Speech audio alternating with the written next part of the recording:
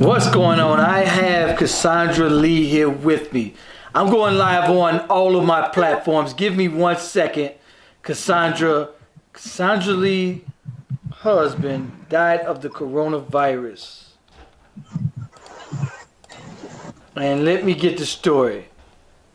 Fulton County Jail, 132 attempts. You tried to contact the jail 132 times.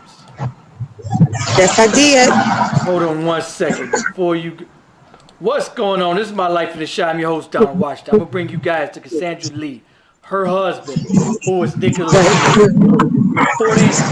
42 years old, died of coronavirus in prison. Now, he contracted it. He died April 12th. Is that correct? Yes, he did at 4:20 a.m.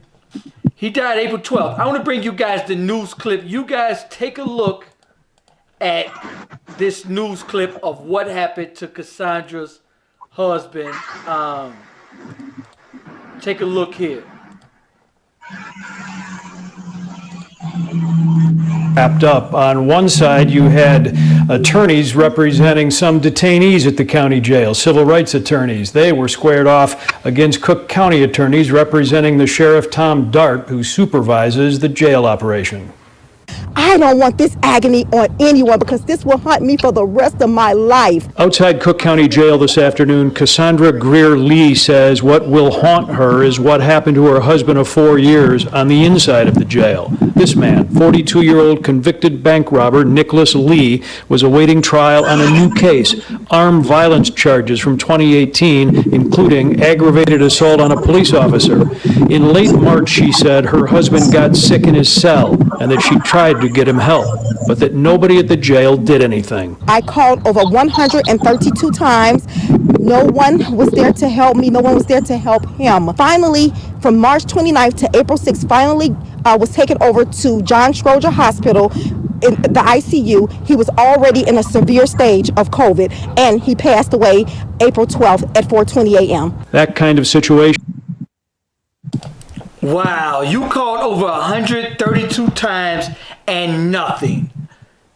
Nothing, absolutely nothing. Had one person just answer the phone, my husband would still be alive. Just one person. If one person would have helped me, I wouldn't be out here protesting with Miss Ruff. Now, when did you find out that he could or was showing up the symptoms of COVID-19? When did you find out?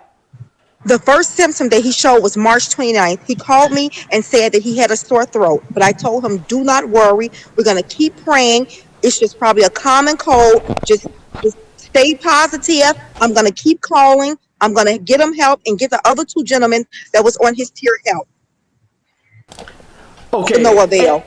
I did several shows where they were showing it was a whole mess hall full of people, that they wasn't showing any social distancing. They had 3 and 4, 5 people in a cell. They didn't let them take showers every day. They didn't let them sanitize their hands at all. Was this the case with him, with Nickolas? You know what? Some of it was. I know that I was also calling to see if I can get any sanitizing products or face masks or anything just to help him try to quarantine or just try to isolate himself from what was going on, because Nickolas was in a dormitory unit. He wasn't in a cell. He was in a dormitory unit where it was one living space with 50 gentlemen. So yes, so he had the 2 sick inmates that he kept telling me about. I was keeping him abreast of the symptoms, and every day that he would call me, he would say, Cassandra, I promise they are showing some of these symptoms. So that put me in a panic, but I didn't want to put him in a panic. So I told him, don't worry. I'm going to contact somebody to not only get my husband help, but to get the 2 gentlemen help as well. But to no avail. And let me tell you something. I had a gentleman on my show. The jail system, they treat these inmates like absolute animals. Worse than animals. You're less than an animal. That's true. That is true. That is true.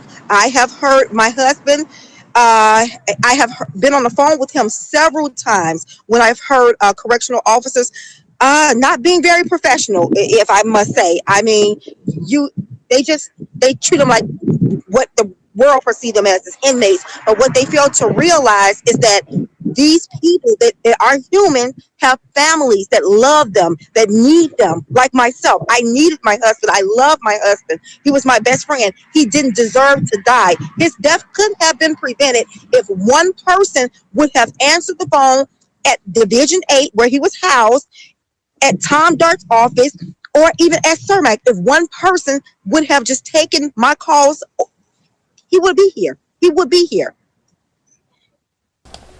And absolutely, I know friends and family that's been in jail. People, they treat them like absolute dirt, feed them literally absolute dirt. And no That's matter right. what you do, no matter how you beg, they ignore you. That's right. And the Soon as, saddest part for me is that I see a lot of politicians, I see a lot of representatives from Tom Dart office saying things like, "Oh, they're fine now. They have sanitizing products. They have face masks." No, I still talk to inmates that became friends with my husband that just called me as recent as yesterday. They got one face mask on Monday, April the 13th, and that was a day after my husband died. It took for 3 inmates to die to get one face mask, and that's the same one they had. They said some people have broken theirs, some they have to wash them out on their hands, and they have these, the cloth ones. So you know they don't last very long, and they still don't have sanitizing products. They have inmates that are workers to come around to spray with whatever they have, and that might happen maybe once a day, according to people that's still there. And guess what? They're sick. okay, I'm showing a video now of the inmates. They were so fed up, they ended up rioting because Yeah, nobody would help them. that's right. Nobody would help them. They were all punched together. They had to take their towels, their wash towels, to cover their face. They wasn't given any mask. This is a clip from the Wayne County Prison right here that I'm showing you guys. Right here. No social distancing. I showed you guys previously an inmate where he was in the same cell with the man dying of coronavirus. This video right here. I'm gonna show you guys. Shit. Okay, give me a second. I'm No. gonna show you guys a I video of an don't even know inmate how to start this literally shit, but feeding shit was all from. good like a couple days ago, right? This is it here. So, all of a sudden, out of the blue, fucking everybody just fucking dying and getting sick and shit. Like, this shit serious as fuck. Like, they literally leaving us in here to. How the fuck I'm supposed to live? You know what I'm saying? And they told us stay 6 feet. Then they gave us these motherfucking masks and literally like said good luck. You feel me? Now right now I ain't got that shit. You feel me? But you know I got a motherfucking little light ass drug sense. You feel me? Now they trying to kill a nigga in this. Out this. I don't know. They don't think motherfuckers got phones and shit in here. So I don't know how long, but whoever me try to say took out this draw the motherfucking whoever, He's whoever literally you can get in in a contact cell with with that two can help me, people and the dying. rest of the motherfuckers who want. He's in a cell with two people dying of the coronavirus. Okay, so now tell us, Cassandra, what you're doing out there today. I am protesting because I couldn't help my husband. I tried the best that I could. I called 132 times. I came to this very facility right here, that's right here behind me. Um, all the doors were locked. I don't want, it's mothers out here with me that have sons that's still alive. I want them to get help. I want to save them. I couldn't save my husband. I buried him Friday. So that's over with. But if I can just help one other person, I want to help all of these young men. They shouldn't have signs in the window saying, "Please don't let us die. Please help us." That's not right. It's not fair. I understand that they could have made bad choices. But guess what? That's why we have a judicial system put in place for any wrongdoings. But they deserve to live. My husband deserved to live. This is what some of the cells they're living in right next to each other with people coughing, That's right. sneezing, and it's That's right. hundreds of people in one small room. We know for a fact this virus is very deadly, very highly contagious, and airborne. One person has to sneeze in that dormitory, and they've all contracted the coronavirus. That's right. Now, him being so young, now notice, him being so young, had they caught it, as soon as he had symptoms, all they had to do was take him to the hospital. The hospital. And let me tell you, when my husband got to the John Stroger Hospital, he was already admitted into ICU because he was already in a severe state. Had he got there when he first got a sore throat, March 29th, even March 30th, they could have helped him. We had a lot of living to do. He was 42 years old. He walked in here, and you know, another thing that really hurt me and it's bothering me, and it's more demeaning or just insulting than anything, is that they put up my husband's criminal history. Guess what? I'm not in denial. Okay, he was incarcerated, so obviously he was what the world would perceive where he needed to be to fight to go with the judicial system. Even though some of the things they put up was not true, but that's okay. I'll let them have that. But what does that have to do with my husband that's been incarcerated for 3 years contracting the coronavirus in Cook County Department of Corrections? What does his criminal history have to do with him losing his life? That's what I don't understand. Exactly, and that's their way of diverting the real problem with. Oh, and I even had people when I did several shows about inmates being locked in a cage with 4 or 5 other people and forced to catch this virus. People tried to literally, like if you watch Fox News, they try to tell you, oh, they're criminals. Oh, well, okay, forget them. No, just let them die. Husband. And what you was, somebody's father, somebody's loved one. Just because you make a mistake, and we're all capable of making mistakes. That's right. There's no perfect person that I know. Nobody's perfect. Nobody, anybody. And also, let me just tell you this also. I'm not one of the wives that was saying, oh, just let my husband go free. Just let him out right now because coronavirus is there. No, I didn't say that because guess what? I'm a part of this society. I understand that it would be unfair to ask the government, just let everybody go. I know they couldn't. All I was asking was to keep him safe until he went before a judge at a trial. That's all I was asking. I wasn't saying let him go now with a person that have stolen a car or got tickets. I wasn't saying that. I wasn't saying that. He wasn't asking that. He wasn't. I just wanted him to be safe and to be alive. Absolutely. So you guys are out there protesting today. Which prison are you guys at? I'm at where my husband contracted the coronavirus, here at Cook County Department of Corrections. And understand this, people, Cook County is the most crookedest county on the planet. Oh my God. Let me tell you something. They have the right to treat your loved one like an absolute animal and nobody can do about it. They will literally treat your family like absolute animal. And it's nothing no one can do. Like you said, you called 132 times. Give me a second. I want to put up the video. I have a few things to do. Let me see. Let me put up the video of the full video so people Alan, can see. tonight, a full-day hearing in federal court in Chicago has just wrapped up. On one side, you had attorneys representing some detainees at the county jail, civil rights attorneys. They were squared off against Cook County attorneys representing the Sheriff Tom Dart, who supervises the jail operation.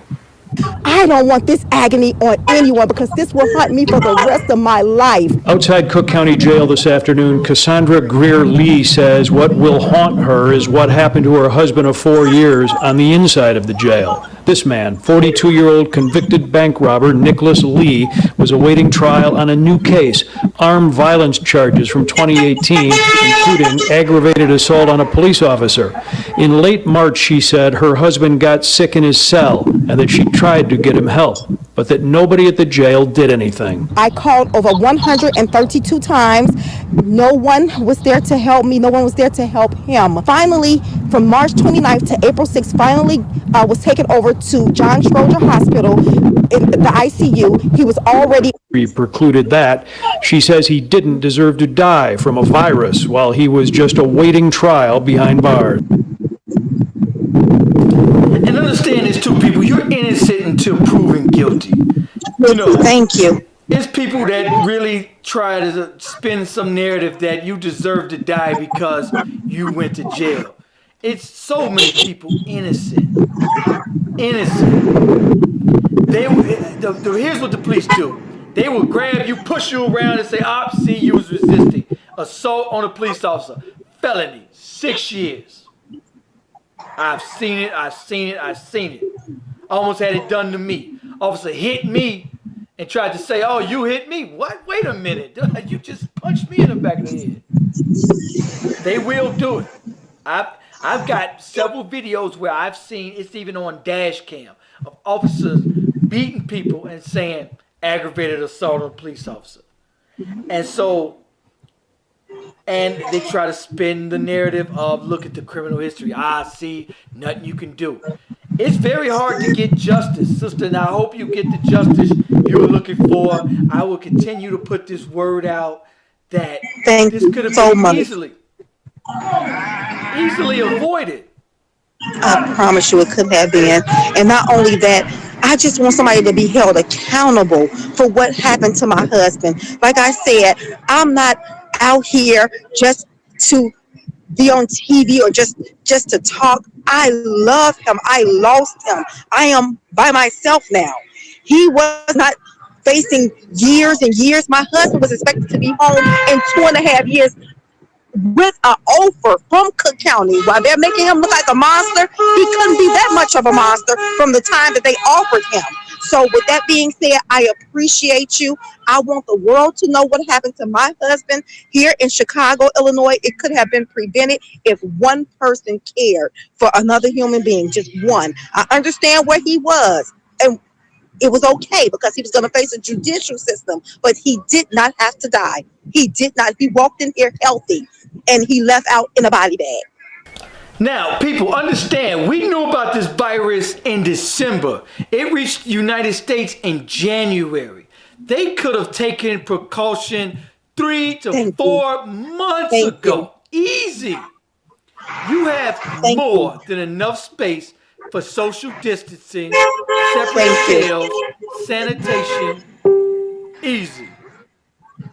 And to take it serious, you have symptoms, take him to a hospital to where he can get proper care. However, but even on the outside, there's people that went to the hospital and they sent them away 4 or 5 times and they end up dying. We're seeing that a lot in our communities. We are seeing that way. But how about this? I'm sorry, but how about this? How about before he even showed symptoms, when I was calling, starting the second week in March, when those 2 ill inmates were on his tier sick? How about helping them? Because guess what? One of the ill inmates was one of the first detainees to die. He was number 1. My husband was number 3. So had anybody taken me serious and answered my calls then, I could have saved the first detainee to die that was on the tier with my husband. So before my husband even got sick. Okay, what about lawyers? What are lawyers saying?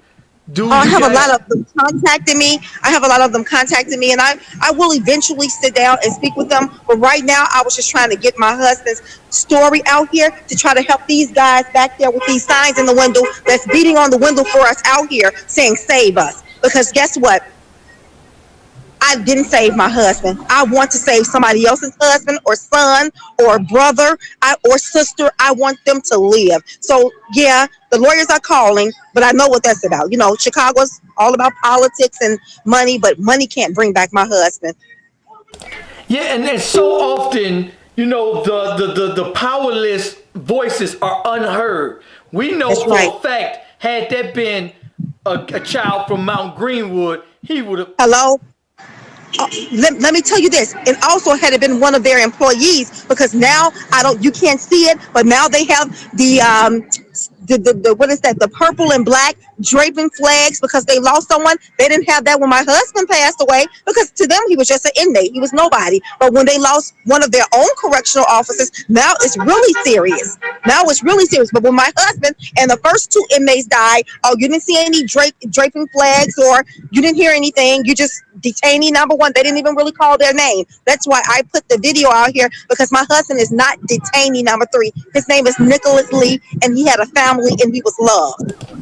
Absolutely, absolutely. So the jailhouse, some of these companies that are not taking proper care of, you know, their responsibility, they need to be held accountable.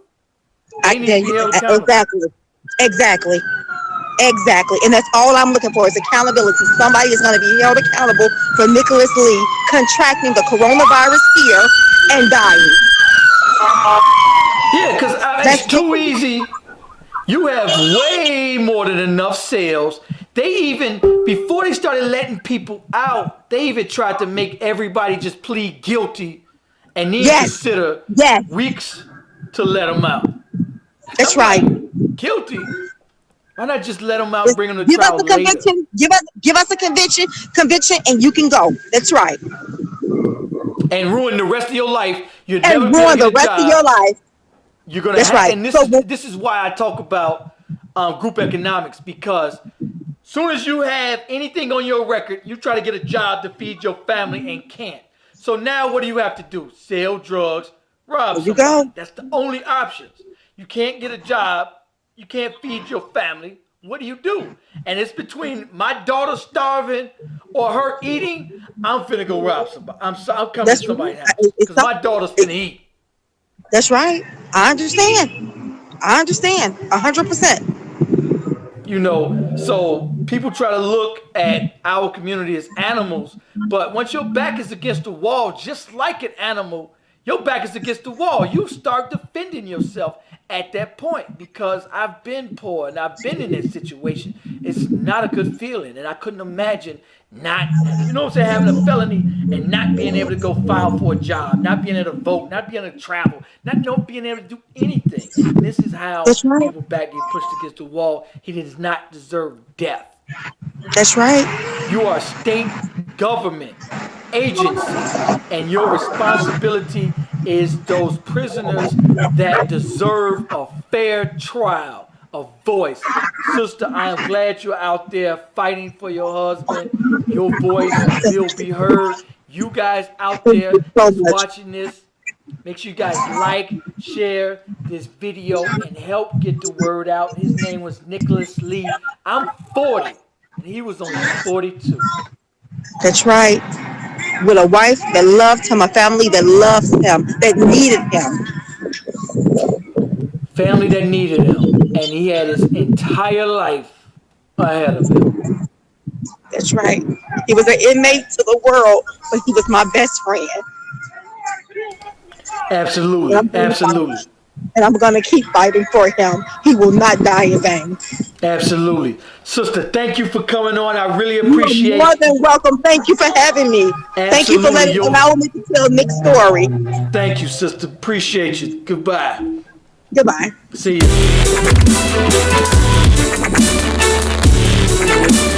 you.